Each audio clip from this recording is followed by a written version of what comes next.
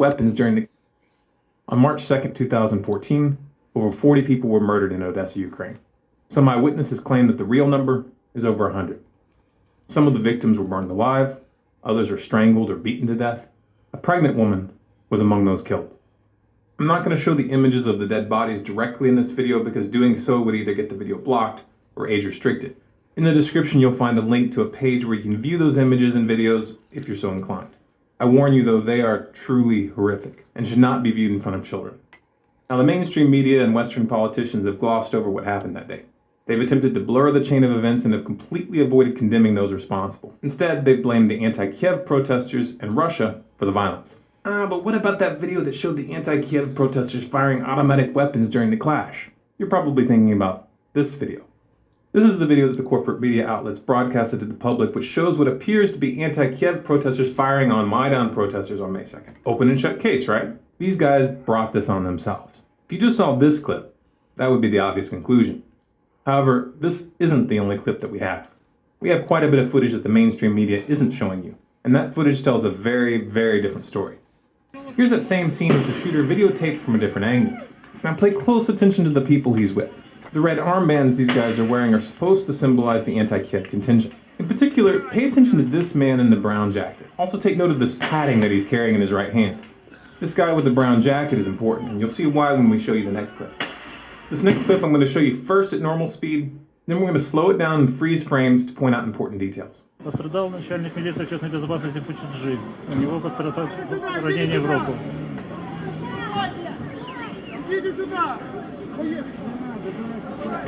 Полковник Фучиджи с окровавленной рукой, ему оказывается помощь на месте.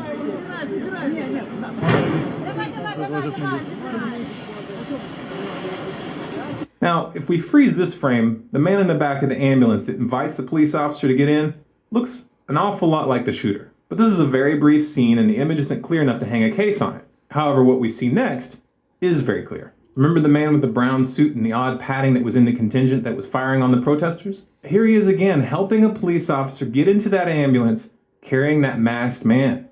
Notice the men with red armbands with him. It turns out we have lots of images and footage tying the police to this provocation. The officer being escorted to the ambulance was photographed and videotaped from multiple angles. Witnesses have identified him as Colonel Fusheji. Here we see him and other police consulting with masked men who are presenting themselves as anti-Kiev protesters. Here we have an unidentified officer giving instructions to a group of these masked men.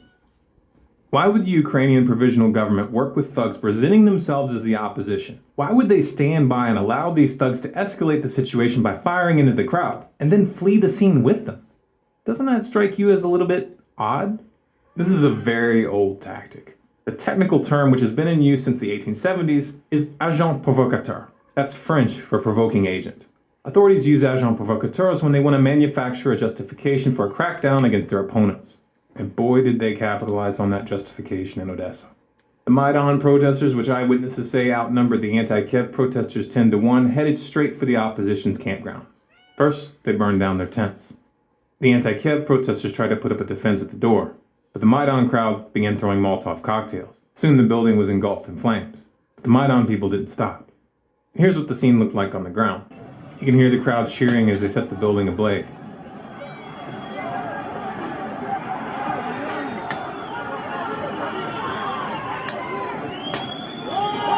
In the full version of the video, the Maidan can be seen beating those who try to escape. Here you can see a Maidan activist shooting at those trying to escape from the windows.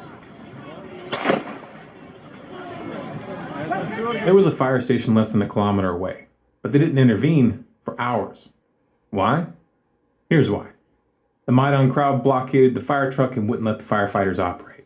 It's not unclear how the fire started, as the mainstream media has been trying to convince you. Nor is it unclear who started the fire. Here we see a group of Maidan girls doing their part by filling up Molotov cocktails behind the scenes while the boys are busy using them to burn people alive. This wasn't a tragic accident. This was murder. One of the official YouTube channels for the Maidan, Euromaidan PR, uploaded this video right after the blaze where they do a walkthrough of the building examining the corpses. They entitled it "Russian Terrorists Burned Alive in the Trade Union Building Fire in Odessa, Ukraine, May 2nd, 2014. They were proud of what they did, and they weren't the only ones. Following is a screenshot I took from a public post on Facebook made by the Ukrainian nationalist Irina Faryon, who publicly commended the murderers. All over the internet, self-proclaimed fascists were hailing this as a victory for the extreme right. A victory over who? There were no Russian citizens among the dead. They were all Ukrainians. I'm not going to show you the video that they uploaded. It's far too graphic. Again, you'll find a link in the description to watch it if you're so inclined.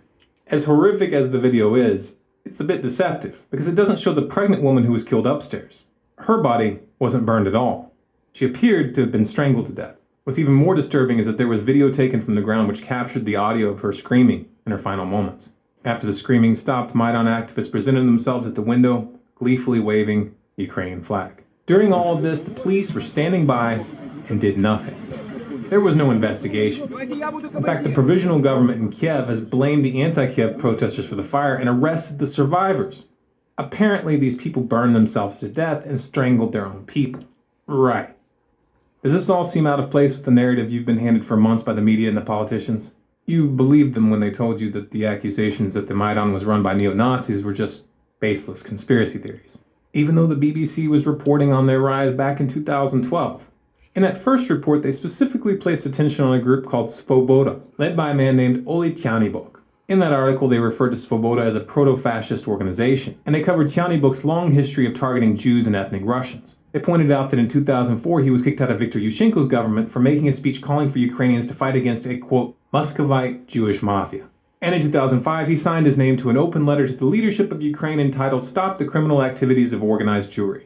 Here's that same Oli Tyanibok rubbing shoulders with John McCain, and here with U.S. State Department diplomat Victoria Nuland. That's the same Victoria Nuland that was caught in a leaked phone call talking about installing Arseniy Yatsenyuk to run the provisional government. And Tyanibok is just one of several known neo-Nazis currently holding high office in Kiev. For example, Dmitry Yarosh, a prominent right sector leader who was installed as Ukraine's Deputy Secretary of National Security. But don't take my word for it. Go read what the BBC said about these people back in 2012. Go look at this article from Reuters which acknowledges that these guys are well positioned in the current government. Then, if you've got the guts, go look at the photos from the crime scene in Odessa. If you do, you'll understand that what we're dealing with here isn't just a few politicians with offensive opinions. These guys are the real deal. These are neo-Nazi fascists who are willing to murder anyone who gets in their way. The US and the EU are backing them, and the corporate media is covering up their crimes. But why would these guys resort to the kind of brutality we saw in Odessa? It wasn't very smart. The images in the video of the crime scene have gone viral. That's a public relations disaster that will have lasting consequences. Why would they do something like this? Because they're running out of options. There's a rebellion spreading all across Ukraine. And in spite of what the corporate media has been trying to sell you, these aren't pro-Russian protesters. The people don't trust the coup-appointed government, and they don't want to live under its rule. What they're asking for is a federal system comprised of states with a certain degree of autonomy, kind of like what the United States used to be. Kiev has ordered the military to put down the rebellion 3 times already, but only a fraction of the Ukrainian military has been willing to fire on its own people. Not only have the troops refused to fight, but many have switched sides and are now fighting for the resistance. Others are on the fence contemplating turning their guns on Kiev and saying so publicly. Mr. Yatsenyuk and company. Еще там компания. Большое вам спасибо за зарплату 1300 гривен за 2 месяца. Поверьте мне стыдно. Вы меня слышите? Задумайтесь, потому что мы можем повернуть колонну на вас. That's a serious problem for the provisional government, especially since the IMF made it very clear that the $17 billion loan package that they're offering will be canceled if Kiev fails to regain control of the East. It's worth noting that Kiev began the third military offensive right after the IMF made that threat, and right after the massacre in Odessa, the IMF made the first $3.2 billion payment towards that $17 billion. Guess they earned it. The grand irony here is that these so-called nationalists are apparently too stupid to realize that their leadership has just sold them out. You say you want a Ukraine for Ukrainians, but Kiev just brought in the IMF vultures. The IMF. This is the world's most notorious predatory lender. The Western globalists own you guys now. Debt is a far more insidious method of subjugation than military occupation. At least with an army, you can recognize the enemy, and you can fight them. But when that enemy hides behind banks, they destroy a nation from the inside out. They use your own strength against you. Rather than fighting back, you'll end up groveling at their feet for table scraps. The West doesn't care about Ukraine. They're certainly not concerned about the welfare of their people. Ukraine is just a pawn. It's just a pivot point on the board. The real target is Russia. At this point, they're not even hiding it. If you pay attention, you'll notice the politicians and the media are doing everything in their power to turn the public against Russia. They're working hard to make you hate them and fear them. They're trying to create a boogeyman in your mind, kind of like how they did in the Cold War. Little details like the facts aren't an obstacle anymore. They're just making stuff up at this point, claiming to have evidence of Russian troops in eastern Ukraine, but never correcting themselves after the evidence was debunked. Claiming that the rebels in the east were ordering Jews to register and pay a special tax, never correcting themselves after a Jewish organization with connections to the region came forward to debunk the claim. And of course, predictably, they blamed the violence in Odessa on the Russians too. And they're not going to correct themselves. You've heard the saying, history is written by the winners. That's not poetic. That's a literal truth. Don't let these people win. If you want more content like this, subscribe to Storm Clouds Gathering on YouTube about the Ukraine crisis. In this video, we're going to provide you with compelling...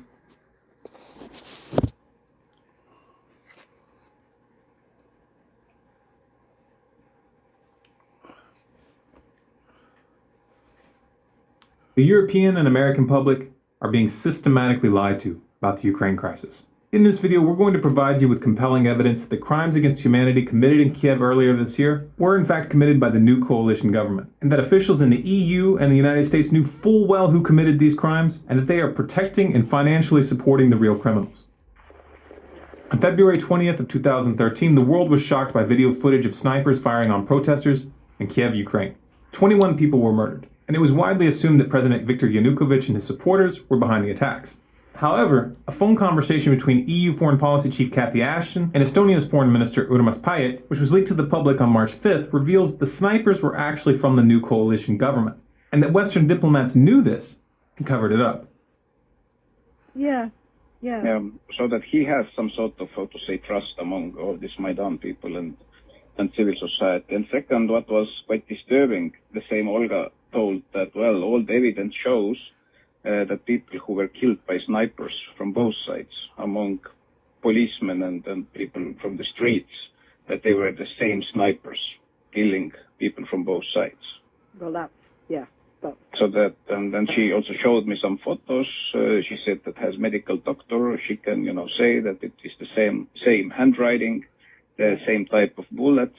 And it's really disturbing that now the new coalition, that they don't want to investigate what exactly happened. So that there is now stronger and stronger understanding that behind snipers, it was not Yanukovych, but it was somebody from the new coalition.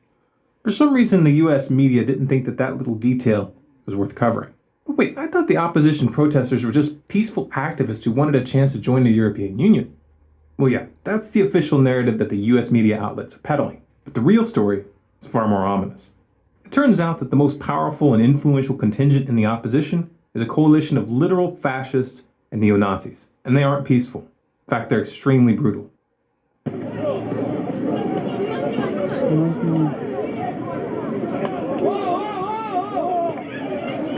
The most prominent among these extremist groups is an organization called Svoboda. The Svoboda Party, which traces its roots to the Ukrainian Partisan Party of World War II, was loosely allied with Nazi Germany. Until 2004, Svoboda had been called the Social Nationalist Party, a deliberate reference to the National Socialism of the Nazis. And we're not throwing the term neo-Nazi around here as an empty slur. The leader of Svoboda, Oleg Tanibok, has openly targeted Jews and ethnic Russians in Ukraine for many years. In 2004, he was kicked out of Viktor Yushchenko's government for a speech calling for Ukrainians to fight against a, quote, Muscovite Jewish mafia. And in 2005, he signed his name to an open letter to the leadership of Ukraine entitled, Stop the Criminal Activities of Organized Jewry. And none of this was a secret. The BBC was already reporting on the danger that Svoboda's rise posed back in 2012. And the EU passed a resolution that same year condemning Svoboda as, quote, racist, anti-Semitic, and xenophobic. Yet somehow the US government thought it was appropriate to back these extremists. This is a picture of Victoria Nuland from the US State Department meeting with Oleg Tanibok in February. And this is a picture of Senator John McCain sharing a stage with Tanibok in December. But why would the US government work with neo-Nazis? Because they thought that they could control the situation. They thought that they could install their puppets behind the scenes and manipulate the situation in their favor. That same Victoria Nuland who met with Svoboda in February was caught on another leaked call discussing who they would put in power. What do you think? I think we're in play. The Klitschko piece is obviously the complicated electron here. especially the announcement of him as deputy prime minister. And you've seen some of my notes on the troubles in the marriage right now. So we're trying to get a read really fast on where he is on this stuff. But I think your argument to him, which you'll need to make, I think that's the next phone call we want to set up, is exactly the one you made to Yachts. And I'm glad you sort of put him on the spot on where he fits in this scenario. And I'm very glad he said what he said in response. Good. So I don't think Cleach should go into the government. I don't think it's necessary. I don't think it's a good idea. Yeah, I mean, I guess you think, what in terms of him not going into the government, just let him sort of stay out and do his political homework and stuff. I'm just thinking in terms of sort of the process moving ahead, we want to keep the moderate Democrats together. The problem is going to be Tony Book and his guys. And, you know, I'm sure that's part of what Yanukovych is calculating on all of this.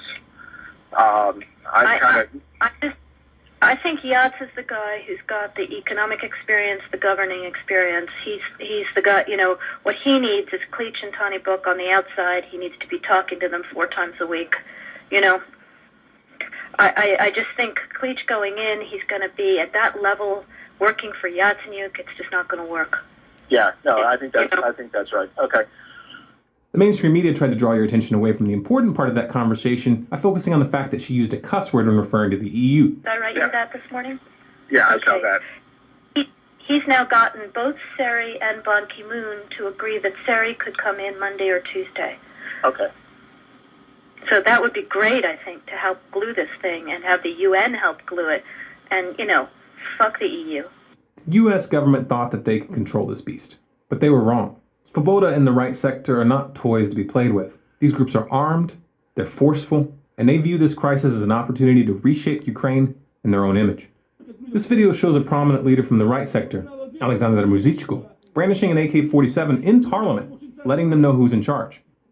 This is the same Alexander Muzychko who's made public statements in the past vowing to, quote, fight against Jews, communists, and Russian scum for as long as he lives. As long as I live, I will fight against Jews, communists, and Russian scum.